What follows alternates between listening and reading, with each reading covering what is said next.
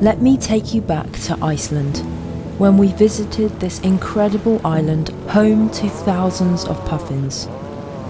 Iceland is famous for its volcanic landscapes shaped by fire and ice. But beyond the mainland are countless rocky islands, home to vast seabird colonies. These dramatic bird cliffs are a haven for puffins, and there's a good reason why they choose them, as they are inaccessible to mammals.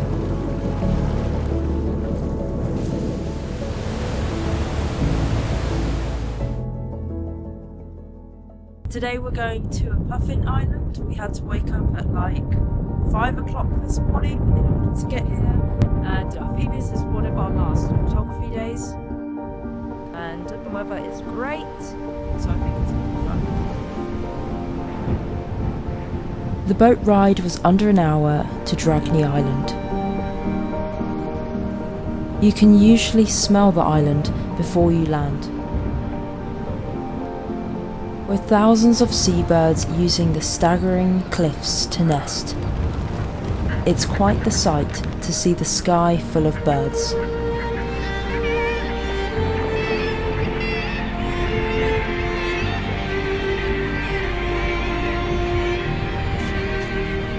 These seabirds spend most of the year out at sea, and only come to land to safely raise their chicks.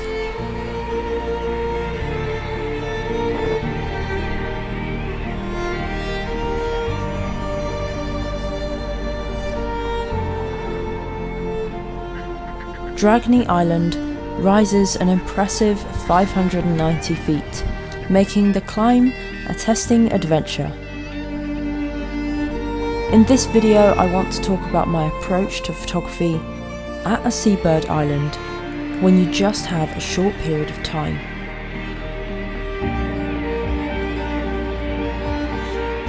Photographers have different approaches, and I'm personally interested in maximising a variety of shots, particularly if I'm only going to spend an hour or two at a location.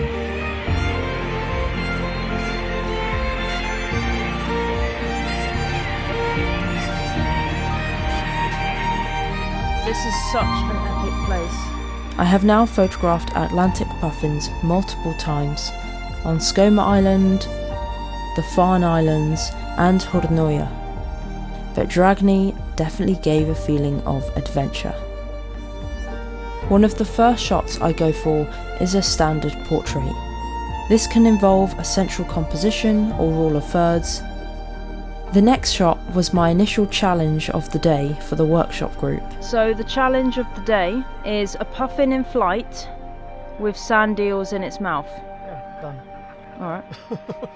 Each bird has a different flight pattern, and once you learn this, photographing birds in flight will be much easier.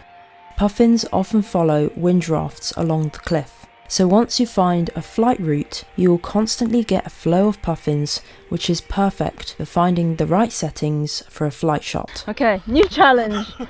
A puffin portrait with an interesting foreground. Is grass interesting? Depending on how you compose it, yeah. Using what is in front of your subject or behind your subject can really create an interesting photo. Just sky or water can be a bit boring. Of course, in nice light like blue hour or golden light, it can make an incredible image.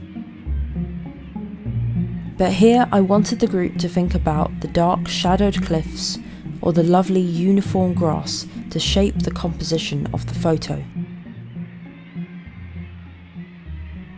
This is easily one of the best puffin locations I've been to. I could spend a whole week here. It's so nice to be here. It's literally puffin paradise. This place is honestly incredible. I'm so glad we went here. It wasn't actually part of our original itinerary. We were going to go to another island, but this one is just so much more epic. The last photo I wanted to trial was a double composition. This technique involves blending two photos together. This is done in camera, and it takes a bit of trial and error. but it's a technique I like to try once I know I'm happy with my standard portrait and my flight shot. Well, our 3 hours on the island are up, and we've mostly focused on flight shots and portrait shots, and I think everyone's got a few shots they're happy with. So many puffins. I don't want to leave. I'm so excited to share, in just a few days I'll be heading back to Sweden, and I just wanted to mention that this is the last chance you can order calendars because I am closing my shop. There has been so much love for the squirrel calendars, but I wanted to share some light on the wildlife calendar because there's actually 2 photos from this Iceland trip, including the front cover, but I wouldn't be able to have an online shop if it wasn't for the sponsor of the video, which is Squarespace. Squarespace make it easy for you to have a website or an online shop. It's simple to sell products, both physical and digital, and I'm actually going to make some free digital downloads that you can print at home and use for Christmas. More on that soon. If you'd like to give Squarespace a go, head to squarespace.com/daniconnorwild and you can save 10% off a new purchase of a website or a domain.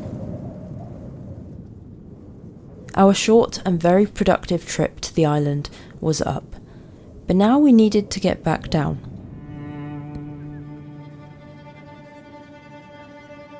Surprisingly, the climb up had been much easier.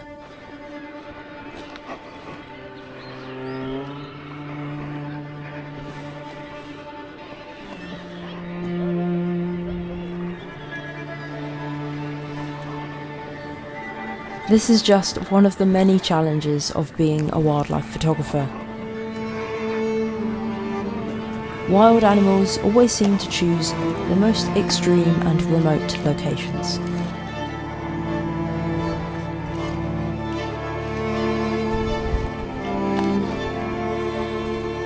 Visiting these incredible locations and having this feeling of a real, wild adventure is definitely one of the highlights.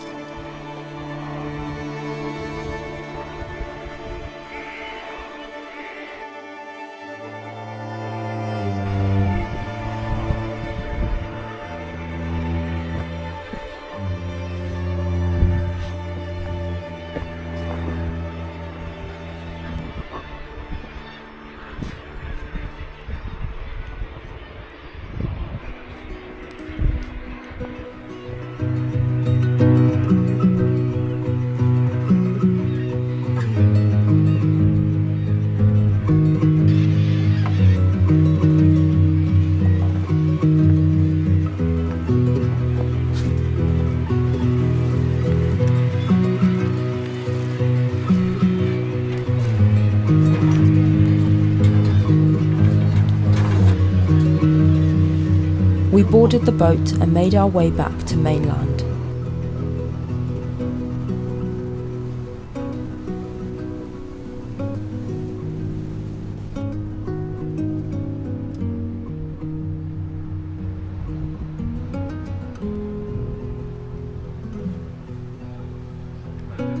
After a cozy soup, we visited a waterfall and also stopped to photograph some Icelandic horses, who were very curious.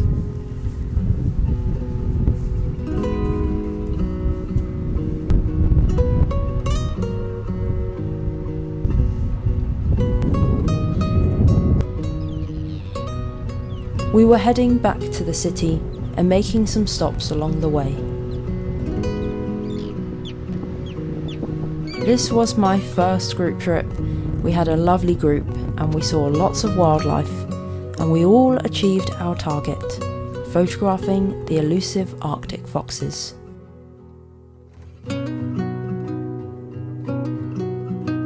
I'm literally over the moon to be returning back to Sweden in just a couple of days, and I will be posting a mini vlogmas, so I will see you next week. Thanks for watching.